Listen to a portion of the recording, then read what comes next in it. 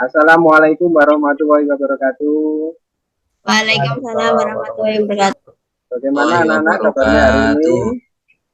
Alhamdulillah Alhamdulillah sehat. baik. Ya, Alhamdulillah Bapak kita sehat. Ya, hari ini apakah ada yang nggak masuk anak-anak? Ada teman yang nggak Nihil masuk? Pak, masuk semua. Alhamdulillah, berarti sudah semua. Ya, sebelum kita mulai pembelajaran hari ini, alangkah baiknya kita mulai dengan berdoa. Mari untuk Mas Tutus, monggo dipimpin teman-temannya untuk berdoa. Ya Pak, mari teman-teman sebelum kita mulai belajar.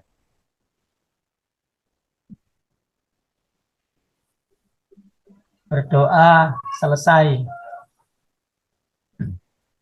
Baiklah anak-anak, hari ini materi kita hari ini apa? Beriman kepada kitab Allah. Ya, tujuan pembelajaran hari ini adalah mampu menjelaskan konsep iman kepada kitab-kitab Allah dengan baik dan benar. 2. Mampu menganalisis nama kitab-kitab Allah dan nabi penerimanya dengan baik dan benar. 3. Mampu menceritakan tentang kitab-kitab Allah dengan baik dan benar. Yang keempat, mampu menyebutkan nabi yang membawa kitab-kitab Allah dengan baik dan benar. Ya. Siapa yang tahu pengertian beriman kepada Allah? Ya. Benar sekali. Iman kepada kitab-kitab Allah berarti mempercayai dan meyakini bahwa semua kitab itu diturunkan oleh Allah kepada para rasulnya sebagai rahmat dan petunjuk bagi umat manusia agar memperoleh kebahagiaan di dunia dan di akhirat. Pengertian kitab-kitab Allah adalah kitab-kitab yang diturunkan oleh Allah Subhanahu wa taala kepada para rasulnya melalui perantara malaikat Jibril yang berisi wahyu untuk disampaikan kepada umat manusia. Ada yang tahu apa kitab-kitab Allah? Bukan keempat kitab itu. Ya. Coba Pak Samsudin. Kitab Taurat, kitab Injil, kitab Yabur, dan Al-Quran. Iya. Terus kitab-kitab tersebut diturunkan kepada siapa? Kita Dia diturunkan kepada siapa? Kitab Taurat Nabi Musa, kitab Zabur Nabi Daud, kitab Injil Nabi Isa, kitab Al-Quran Nabi Muhammad. Ya. Kitab Taurat artinya Taurat adalah perintah. Ya. Nah, kitab Taurat diturunkan kepada Nabi Musa sebagai pedoman hidup bagi kaum Bani Israel.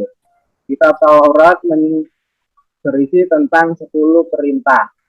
Perintah tersebut adalah keharusan mengakui keesaan Allah, larangan menyembah berhala, larangan menyebut nama Allah dengan sia-sia, supaya mensucikan hari Sabtu atau hari Sabat, supaya menghormati ayah dan ibu, larangan membunuh, 7 larangan berzina, 8 larangan mencuri, 9 larangan menjadi saksi palsu, dan larangan mengambil hak milik orang lain. Ya. Kitab Zabur artinya tulisan. Kitab Zabur diturunkan kepada Nabi Daud dan berisi perintah Allah untuk mengikuti syariat Nabi Musa. Jadi kitab ini meneruskan syariat Nabi Musa.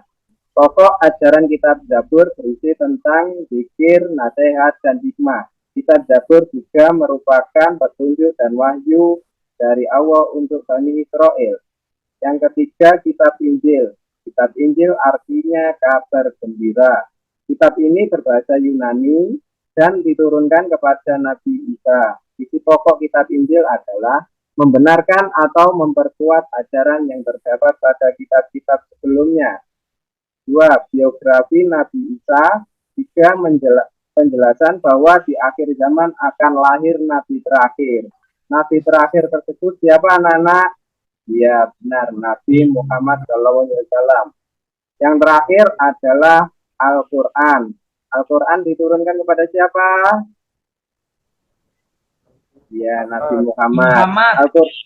Al-Quran diturunkan sebagai petunjuk hidup umat, bukan seperti kitab-kitab sebelumnya. yang hanya untuk satu kaum, tetapi Al-Quran diturunkan untuk semua umat manusia. Ya, isi pokok kandungan Al-Quran: 1. Akidah atau keislaman, 2. Akhlak, 3. Mahja dan muamalah, 4. Tarikh atau sejarah, 5. Hukum-hukum, 6. Janji dan ancaman, 7. Ilmu pengetahuan.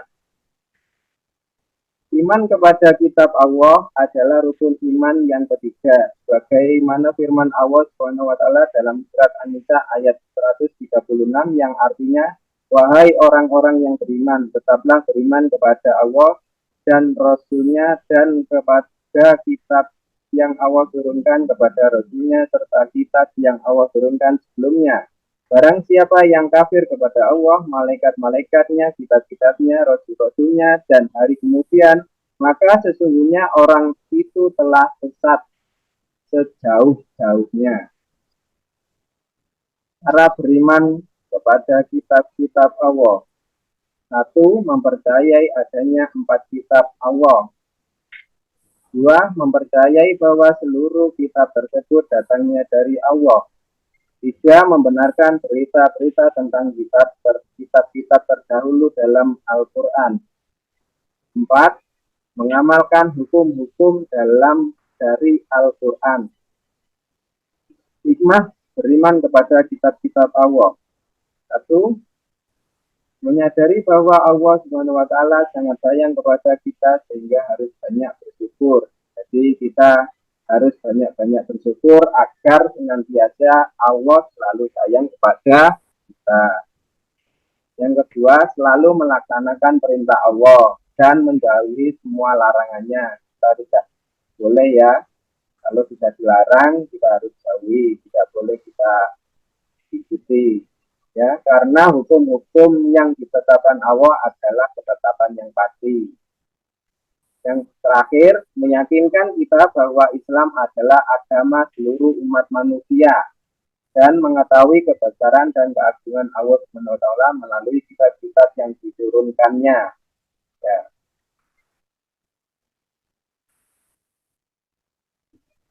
Dari penjelasan tadi, apakah ada pertanyaan, anak-anak? Tidak ada. Pak, sudah jelas. Ya, tidak ada, sudah jelas.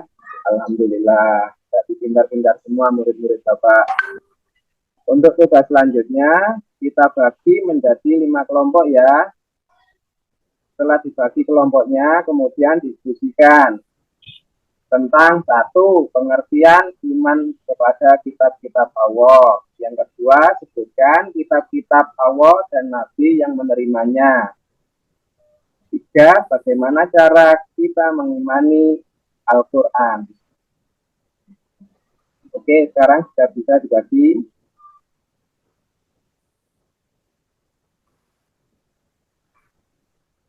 Baiklah, kalau sudah selesai, mohon sekarang dipresentasikan maju satu persatu, ya. Siapa yang sudah selesai kelompoknya? Sudah selesai semua? Belum, Pak, masih proses buat. Tunggu Ya, sebentar. proses ditunggu. Ada yang sudah selesai, monggo.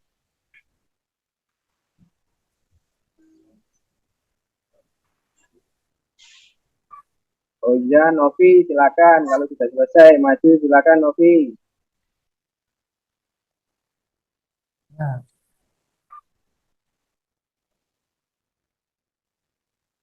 Iya, kasih aplaus teman-teman. Teman-teman kasih aplaus untuk Novi.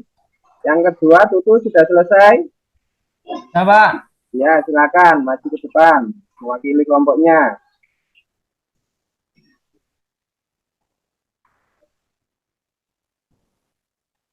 Ya, terima kasih. Kasih aplaus untuk Tutu.